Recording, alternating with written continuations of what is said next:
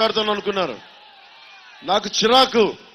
నాకేమో చదువు మహాత్మా గాంధీ గురించి చెప్పి, నేతాజీ గురించి చెప్పి, భగత్ సింగ్ గురించి చెప్పి నన్ను వెళ్ళి ఒక గూండా ముఖ్యమంత్రి కింద పని నేను ఉండమంటే నేను ఉండలేను. నేను చాలా మంది లొంగిపోతారు, సగటు మనిషి లొంగిపోతాడు. నేను పెద్ద జీవితాల నుంచి రాలా. మా నాన్న ప్రభుత్వ ఉద్యోగి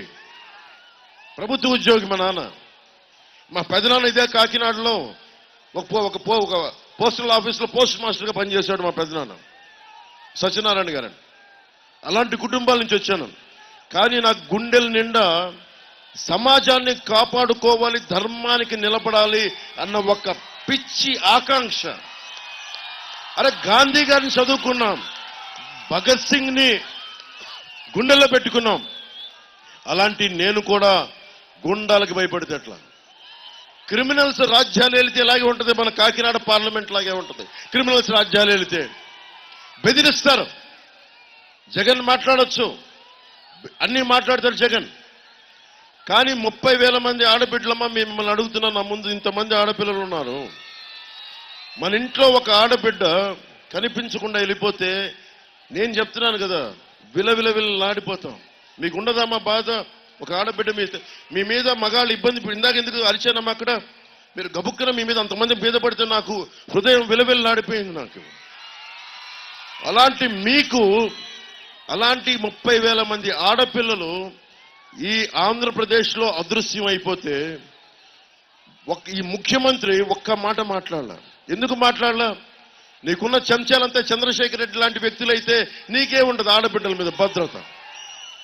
గంజాయిలు నువ్వు అమ్ముతావు. నువ్వు గంజాయికి క్యాపిటల్ అయిపోయింది. మనకి 25 యూనియన్లని భయపెట్టేశాడు. భవన నిర్మాణ కార్మికుడిని ఇసుక దొరక చచ్చిపోయేలా చేశాడు ఈ ప్రభుత్వం. 25 యూనియన్లు ఉన్నాయి. ప్రతి యూనియన్ని భయపెట్టేయడమే. పోర్ట్ యూనియన్ అని చెప్పండి, లారీ డ్రైవర్ యూనియన్ చెప్పండి, అందరినీ భయపెట్టేయడమే.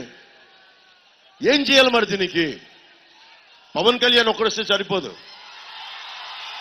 పవన్ కళ్యాణ్ ఒక్కడొస్తే సరిపోదు. అన్నా మీ వెంట ఉంటాం అంటే సరిపోదు.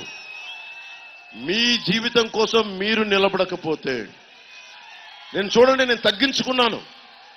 ఎవరన్నా ఇంత జనబలాన్ని చూసి ఏమనుకుంటారు? నేను ఎదగాలని కోరుకుంటాడు. నేను తగ్గి కొండబాబు గారికి ఇక్కడ నిలబెట్టేలా చేస్తాం మేము. దేనికి అంటే ఈ నేల